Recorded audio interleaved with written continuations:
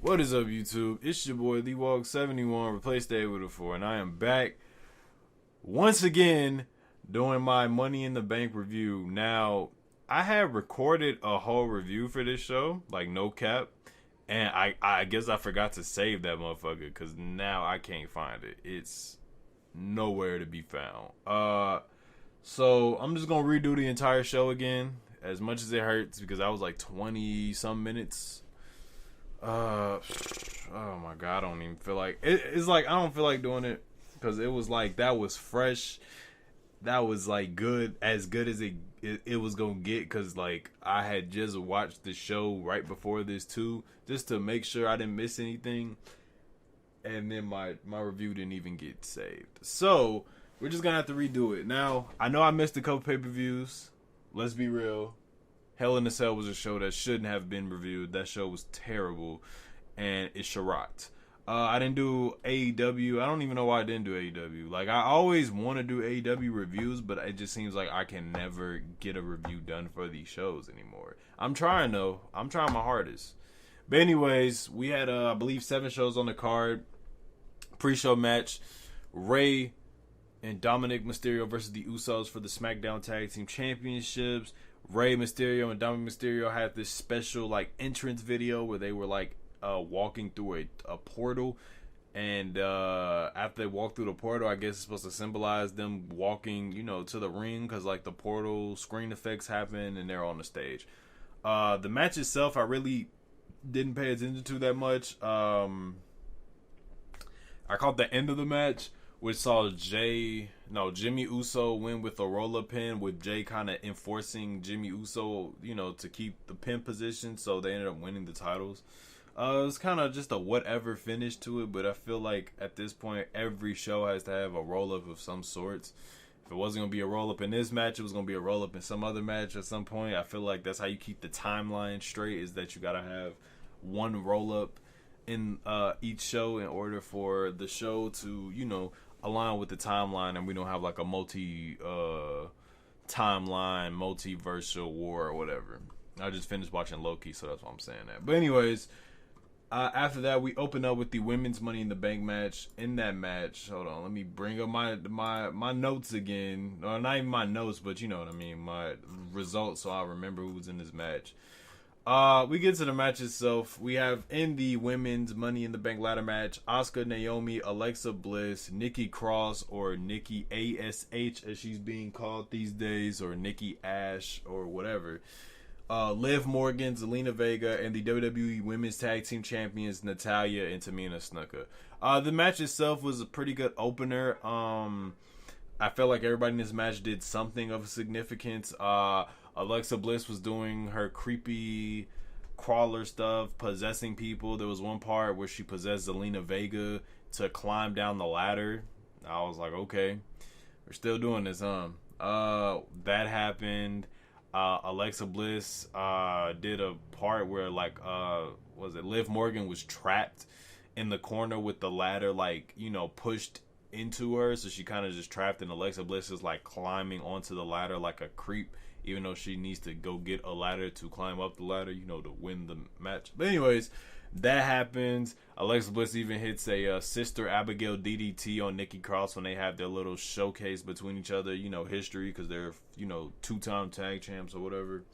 So after that, let's see, what else happened? Naomi went crazy. She got a big pop. There was one part where Liv Morgan tried to go for like some type of hurricane off the top rope, and she caught her and powerbombed her on top of Zelina Vega, who was also laying on a ladder. Zelina Vega was in the ricochet spot, I'd say, where it just seemed like she didn't do really anything, but she was there just so everybody can get their stuff off. In this match, it seemed like Tamina and Natalya were the momentum killers, in my opinion, where it seems like every time somebody would look like they're about to, either win or they're about to do something significant, they will like stop it. There was one cool spot Naomi did as well, where she did like a double springboard stunner that was pretty cool, and then like a double enziguri kick while Tamina and Natalya were holding the ladders. There was Liv Morgan got the biggest reaction when she was climbing the ladder, like super baby face, like she's over. There was a point where she was climbing the ladder and the crowd was going crazy before Tamina, like, you know, took her off the ladder, but she hit Tamina with like a a hurricanrana into a turnbuckle. She does this little springboard flatliner on Asuka. She does her little code breaker. She does a whole bunch of stuff. Asuka, I don't remember anything Asuka did in this match, which is like sad because Asuka was really, she got a crazy reaction too, because I remember at one point she was setting up to climb the ladder and she got an Asuka chant. So it's like the fans love her. Everybody loves Asuka except for WWE management and bookers and all that. They are the ones that make her look like a goof, but we all love Asuka.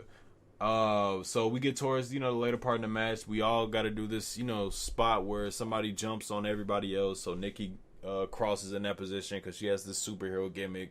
So she does a cross body off of a ladder onto everybody else in the ring.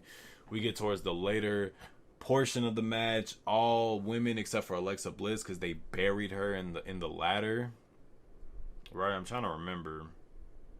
Or did she get involved towards the end? Because I remember towards the end of the match, everybody just buried Alexa Bliss in a ladder so she wouldn't do all of her possessed fiend stuff or whatever. But I don't remember if she was like in the end of the match when they were all on the ladder climbing, which I don't think they were. Which I don't think she was. Yeah, she wasn't. All right. So yeah, all the women basically, Asuka and Tamina are on one ladder fighting. Naomi and Liv Morgan were on one ladder, and Tamina and Zelina Vega were on another ladder fighting. And while they were all fighting, they just didn't pay attention to Nikki Cross climbing the ladder, and she climbed the ladder long enough to grab the briefcase, and she won to a humongous pop from the crowd, by the way.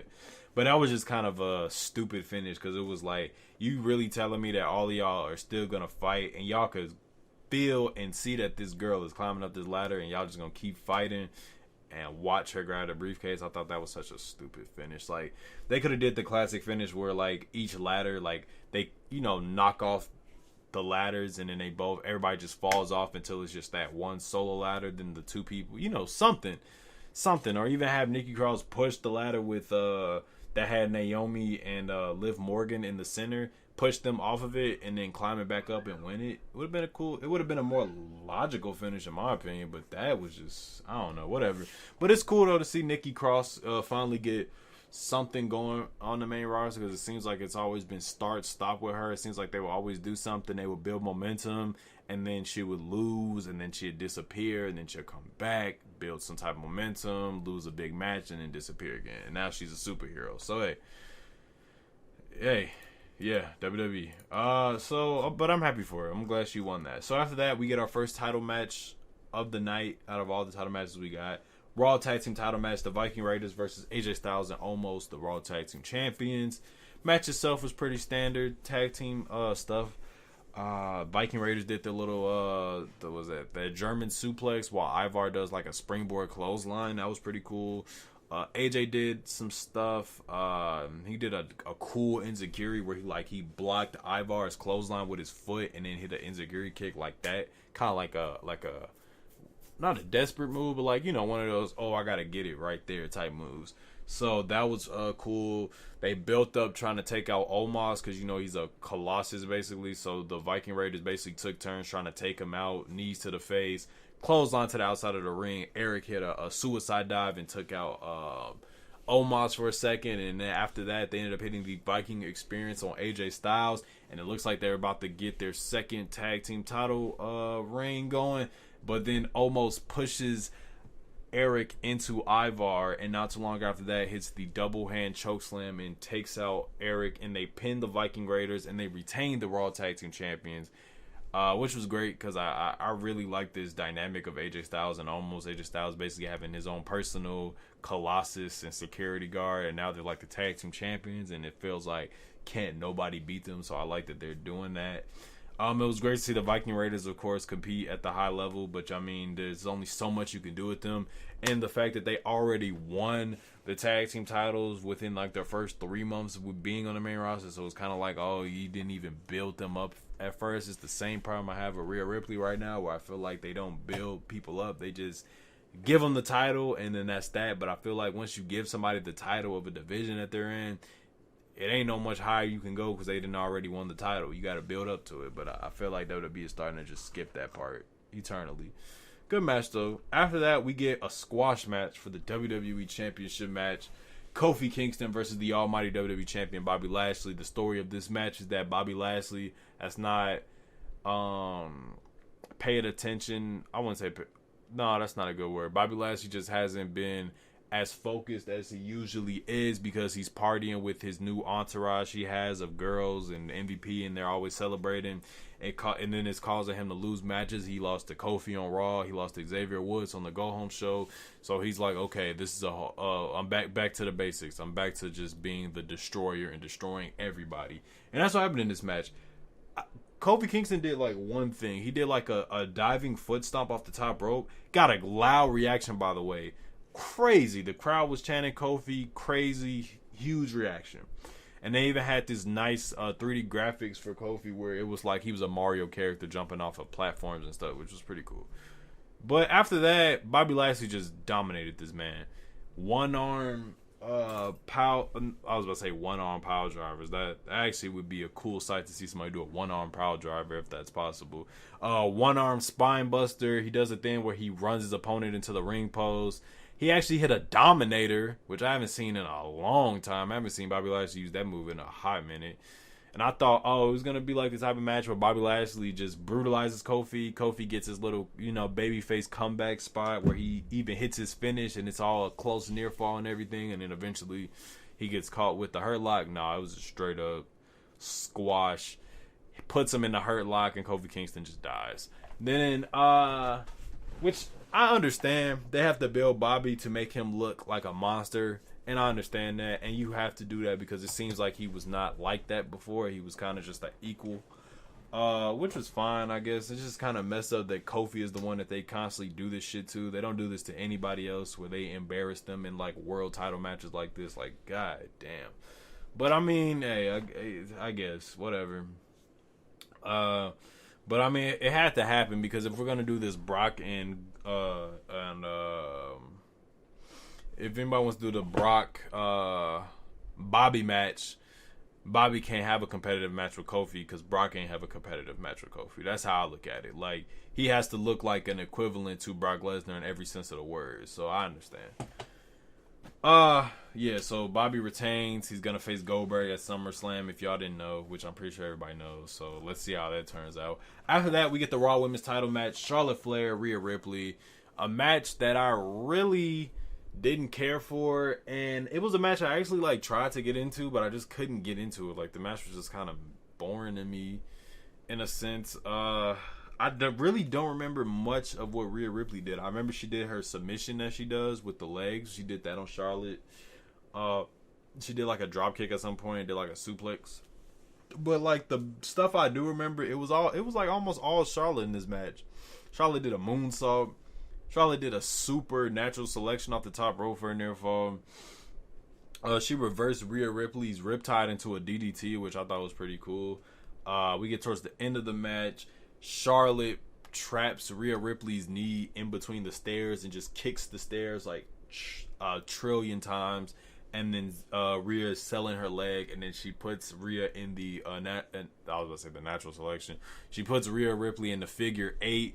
And eventually Rhea Ripley taps out and we have a new Raw Women's Champion. And this is the first time in a hot minute that Charlotte won the title and I didn't even I wasn't mad or upset about it or whatever. I just didn't care. Like, I actually preferred Charlotte to be champion over Rhea because I feel like they still need to build Rhea up and they need to establish her first, because it just seems like WWE, because it's worked with certain people, they just think they can just do it all the time where they can just have a person just come in and dominate. But it's like, it only works when you are special like that. And I'm not saying Rhea Ripley isn't special. She's good in the ring. My problem is, it just seems like they just put her in a spot she wasn't ready for. And that was the main event spot. Like, you got to build her up first. You got to at least, give me something. I just felt like she wasn't ready. And they were trying to tell that story in the ring as well, that maybe she just wasn't ready for someone like Charlotte. And maybe she's just not ready for the main event. But in reality, you got to build Rhea Ripley up some more.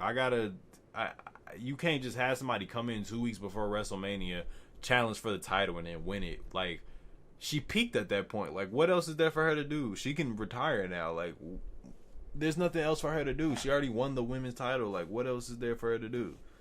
So it's that. But yeah, Charlotte wins. She's like, what, like a 20-time champion now. So that's cool. After that, we get the Money in the Bank ladder match. Riddle, Kevin Owens, King Shinsuke Nakamura, as he's called now, Ricochet, Drew McIntyre, John Morrison, Big E, Seth Rollins. 8-man, 4 from Raw, 4 for SmackDown. Pretty good ladder match. I feel like everybody in this match had their moment to shine of sorts. Riddle, I don't remember much of what Riddle did other than do a bunch of RKOs, and he had like a kick, a really terrible striking match with Shinsuke that looked bad. Kevin Owens was pretty much going crazy, stunnering people out of nowhere. He did like a springboard moonsault on a ladder that was held by John Morrison and Seth Rollins. And speaking of John Morrison and Seth Rollins, it seemed like they formed like a temporary alliance where they were basically just taking everybody out. They beat up Kevin Owens. They did like a Falcon Arrow on the ladder. Just took out Kevin Owens, brutalized him, and then after that, Seth Rollins immediately turned on John Morrison. Let's see. Ricochet was in there just so everybody can get their stuff off, pretty much. Get thrown around. He got hit with the reverse Alabama slam into a ladder. Pop-up powerbomb from Kevin Owens. But there was one cool spot where they did like the Sin Cara spot from like WrestleMania 32 where Ricochet jumps off the ladder, lands on the top rope, and then jumps off of the rope to the outside and does like a flip to the outside. But his looked way more like nicer than Sin Cara's because he put a little more extra oomph on it. And like with Ricochet, the thing with Ricochet is he's very entertaining in the ring, but he's not entertaining outside of the ring. Like, and when I say entertaining in the ring, he can do cool stuff in the ring. He can draw your attention to a match. He can keep your attention for a match, but he cannot draw your attention for a match. That's his problem. He has no problem keeping people invested into his matches because he's always going to do some cool flippy stuff in his match. That's his gimmick. The problem is he cannot bring you to care for his match because he's terrible on the mic. And it seems like nobody wants to admit that about Ricochet, and that's what's really holding him back in WWE. Granted, it is the main roster. Vince is known to do stuff and everything of that nature, but at the same time, Ricochet is not entertaining on the mic. Let's see. Drew McIntyre was in this match. He went crazy at one point. He had like a double Claymore kick, which was insane. I knew it was gonna happen one day where somebody was gonna get hit with the double Claymore kick, and it finally happened. It was actually pretty cool. Like I said, he did that reverse Alabama slam to Ricochet. He did like a dive to the outside, and then he hit Drew McIntyre. He hit Seth Rollins with the Claymore kick. And then after that, he got beat up by Jinder Mahal and his peoples, his new entourage of Veer and Shanky. They just beat up on Drew McIntyre. He attacks him with a chair, and he just like lays the chair into him. After that, what do you do? After that, Drew McIntyre is pretty much dead in this match. And then we get towards the end of the match. Shinsuke ain't really doing much in this match. He did a go to sleep, which was cool to see somebody do that. He did a go to sleep. That's about it. And then Kevin Owens just go on a stunner frenzy. He just hits everybody with a stunner. Hits Ricochet with a pop-up powerbomb, and it looks like, oh, Kevin Owens might win this. Big E got hit with an RKO from Matt Riddle where he he just straight up RKO'd him, actually. And Big E ain't really do much in this match, until towards the end of the match, of course. That's usually the one who wins the match, is the one who does like the less. So looks like Kevin Owens might win this. Seth Rollins stops it. He power bombs Kevin Owens through a ladder that was set up as a bridge from the apron to the table. Power bombs him through it. Crowd goes nuts. Seth Rollins is climbing, but Big E stops it. He hits a big ending off of the ladder and crashes to the ground onto with Seth Rollins at the big ending off the ladder. Climbs back up. The crowd is going nuts. He climbs the ladder and he wins the Money in the Bank briefcase to an amazing reaction, which was great. It was great to see that. After seeing Kofi Kingston just get brutalized, it was great to see at least somebody from the New Day had a good night tonight. Big E wins the Money in the Bank briefcase. He is the first ever black Money in the Bank winner, by the way. first ever Black Money in the Bank winner, so that's pretty dope. And yeah, man, so it seems like Big E's gonna get a run with the title soon. Hopefully they don't do him like how they did Damian Sandow and just have him cash in and lose, or they don't have him do what happened to Otis last year, or what happened to Mr. Kennedy, where they lose a match for the briefcase and then they're just like a nobody again, which is messed up. But I don't think they're gonna do Big E like that. If they do Big E like that, then it's like anything is possible in this company, and I don't mean that in a positive way. So after that, we get to the main event. Universal Championship match, Edge versus Roman Reigns. This is supposed to be Edge's WrestleMania match, but you know, Bryan, that's what I was about to call him, because I was thinking of saying Bryan Danielson, because we might be calling him that very soon, but Daniel Bryan got involved, and as you know, we had a triple threat match at Mania. This match itself, though, Edge, Roman, didn't really care for it because I'm not that big of an Edge fan anymore. Like, I respect Edge for what he has done to business, and I will always cherish the memories, but it's like listening to Eminem in 2021. It's like, my guy, you gotta stop. You didn't had your shine, it's over with, bro. And I get it. Oh, Edge had his career taken from him and all that. I get that, but at the same time, bro, he ain't doing it for me no more. And then it's hard to get behind him because he got hurt. He literally came back from an injury, had like 2 matches with Randy Orton, and then got hurt. And then came back, won the Rumble, had a triple threat match, lost it, and then he just came back, just had his match or whatever. So the match itself was okay. I mean, it was pretty standard. It didn't really pick up until like the later half of the match, which is like usually how most WWE main events are. The first half is usually boring. Just consists of them doing stuff, Edge getting momentum before Roman takes over the match, and he's actually taunting the crowd, which was great. I love just hearing Roman talk like so much shit to the crowd. It's amazing to hear. After that, there was a point where he was about to put Edge in, I guess, the guillotine before Edge eventually counters it. They end up in the outside. Roman is put through a barricade. The referee's counting, but Edge stops the count.